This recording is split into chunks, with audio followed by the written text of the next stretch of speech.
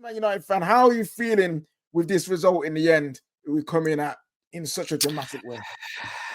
Look, listen. Thanks for the last few days as well, covering the shows. It was exhilarating. It was enthralling. It was an amazing game to watch. And of course, rivals are going to be gutted and bitter and everything else because today isn't the day they get to write the full obituary of Manchester United. And as I said last week, I've lost faith in us getting back to the top. And today hasn't changed my mind. It would take multiple performances like this, multiple wins for that to happen. But that being said, I was very angry going into the last 5 minutes because I looked at another game where the manager for me had coached the victory. We missed, what we have 26 shots in there. Actually, I was looking at the stats. What did we have in that game? 26 shots in that football match. And so many should have been goals. The misses from Xerxes and Ahmad at the end of near the end of the first half. In Bumo's first couple of shots, there was even Bruno's shot from the edge of the box. You may say that's hard, but actually he had a lot of time and a big space to aim at. As an example, there were lots of other times where the final ball was there or we're in on goal and we should do better. I was fuming because that was another well-coached team today. In the attacking sense of the word, we were exhilarating. It was probably the best attacking performance I've seen from Manchester United in well over 12 months. But I was sitting here fuming again at those players because for me, it doesn't just, we'll put Amorim aside for a moment. I've seen that under Ten Hag. I've seen it under LVG. I've seen it under Jose. I've seen it under Ollie, where we're sitting there and we're going, hang on a minute. How on God's green earth are we not winning this game by 2 or 3 clear goals? How are we not going into the second half relaxed, 2-0, 3-0 up? And Brighton came back and they scared the living daylights out of me. That is the element of Ruben's setup today that I would question. Is the marking from that throw I thought was poor. I think it was poor, coupled with the team becoming lackadaisical. We have this habit, and he has got to work on this. We go a goal up, and something about our mentality changes. I know the other team attack us more because they're now a goal down, but our players can't seem to handle that. And you saw that, especially with the first goal we conceded. That element really annoyed me because I just didn't think that Burnley were let's listen to the commentator. They were talking about how Burnley were value for being at 2-2. I'm sitting there going, if you just look at the chances, the shots, every statistic matches what my eye test said, that Man United were the absolute dominant force. Burnley, a couple of smash and grab goals, and I thought they were going to walk away with something. But yes, look, a penalty. I'll be honest with you. This is where this is why I love being consistent, because you don't get caught out on these circumstances. I think it's a fleeting pull. And I think we were lucky to get it. That being said, what did I say about all those fleeting pulls for the last 2 seasons? I said they're all penalties. So from my point of view, it's a penalty. I've always said they're penalties. I was surprised that it was given, but I'm going to be honest with you. As a Man United fan, I couldn't care less. Yes, I know some people will go, it means Ruben stays for another game. So we need points on the board. Yep. We haven't been ninth. We haven't been this high in the table for a long time. We're ninth, and I can't breathe.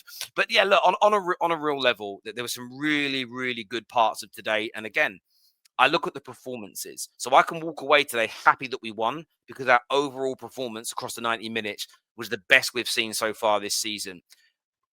My question marks still, though, KJ, are finishing more chances early in the game. And we've got to stay switched on when we take the lead because we're so vulnerable at that point. And it's something that Ruben has to work on. But it is 3 goals in the game. We rarely do that. And it's Burnley. And someone will tell you, Burnley, look at Man United's record at home against Burnley. We don't beat them very often. They're just a bit of a bogey team for us. So overall, mate, I'm made up that we won. It was so important for us. And you can see how much it meant to the players. So I'm glad they got that because I thought I challenged them on Wednesday, said they didn't work hard enough. I thought they covered every blade of grass today. They pressed today. I was so impressed with them. I just need more clinical edge because this team, I think we've had the most amount of touches in the opponent's box, the most shots, one of the highest XGs. Every statistic you could imagine is what I've seen. We really should have scored 4, 5, 6 more goals this season and be in a better position. And that, for me, is on the players. They have got to learn to relax. They have got to learn to be more clinical. I agree. And especially with the last part you said there, our team today, you could tell like the weight of the pressure of performing, it goes on them, because we can perform well, but as soon as it gets to in front of goal, the asses go. They will fluff chances. They will like miss chances that you can't miss. Like the Ahmad, again, a player that we love, we appreciate him, but you can't miss an open goal like that on your stronger foot as well. Yes, the ball bubbles, but you get over the ball. You make sure that stays on target. And Boomer, I'm so happy he got his first goal, but he should have had it earlier in the game. He had 2 opportunities back to back where you say you should do better. You've got to at least score one of them. Bruno, edge of the box, like so many players had chances today where you look at it and it's like, yo, like if you guys just relaxed and just like chilled, you would score. Because I reckon if Mbeumo had his chances today that he got playing for Brentford, where he's relaxed, he's cool, he knows what's going on, he gets a hat trick. Easy. Because he was actually really good today. But because we're in this place right now where everything is getting scrutinized, everything's getting looked at. You can tell the players feel it. And look, I'm a part of it. You're a part of it. Like we as fans, all of us are a part of that. And I'm not saying we need to just ignore signs of things being poor. No, you still highlight that. But maybe do we need to relax? You know, like, I don't know. But it's a long way to go. Having to scrape a last minute winner against Burnley via a penalty is not what you want to see. But the signs are there. If we score goals earlier in the game, we have more of a chance of winning games. So hopefully this is a turning point for the team and the manager where we can look at it and be like, right, everyone gets back on board and we go and win some more games. But on the penalty though, I know a lot of people in the chat saying that it wasn't a pen, it's a robbery, it's illegal. Ahmad cheated. He didn't pull him long enough. Terry, look how far this goes. When you pulled it wasn't this. It wasn't this. It was this. And Look, the fact that I'll finish my point is this. Sorry. Is the fact that he held it long enough for Ahmad to run into the box. That's a long enough pull for me. If he was doing it outside the box, pulled him a little, then let him go, and then Ahmad went down, I'm like, okay, cool. Like it's a dive, Ahmad deserves to get booked. But he held on with it long enough for us to even see how far his shirt was pulled, and he was in the box. His whole foot was in the box before he let go. For me, it's a clear penalty. Look, I've said all the last season and the year before that they're fouls, and this weird. Whenever you hear Dermot Gallagher ask this question, he always goes, "I'm not playing these silly hypothetical games." That is a foul every other part of the pitch. Amad Diallo is going to run onto that ball in a very dangerous part of the box, and yes, he goes down. Okay, and I'm not an advocate of it, but people like Gary Neville, most of the media pundits, and most fans when their teams have players that dive. I've been saying this for 10 years on socials. You didn't want to listen, so I don't want to hear your bleating like a little bitch today.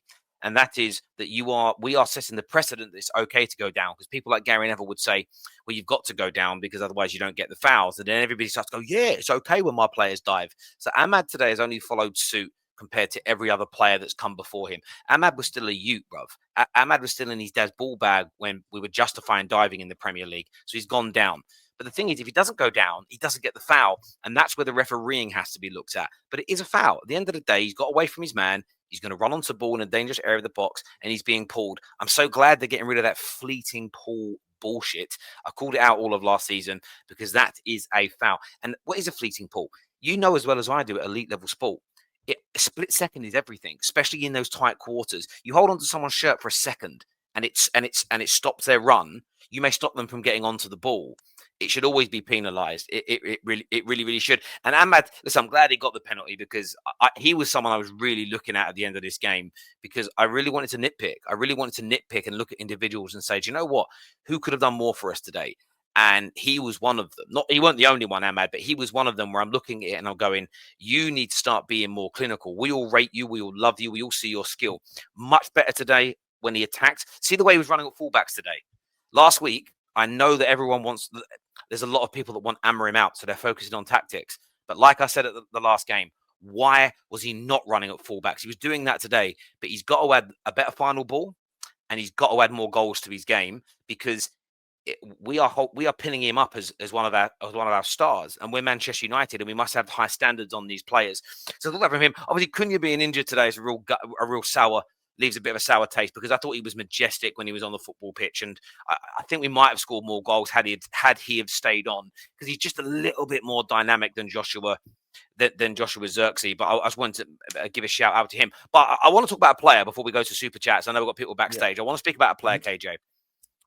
I want to praise Bruno Fernandes today, because I have been so critical of him in the 8, and I stand by everything I've said about him playing in the 8. I don't take any of the criticism back.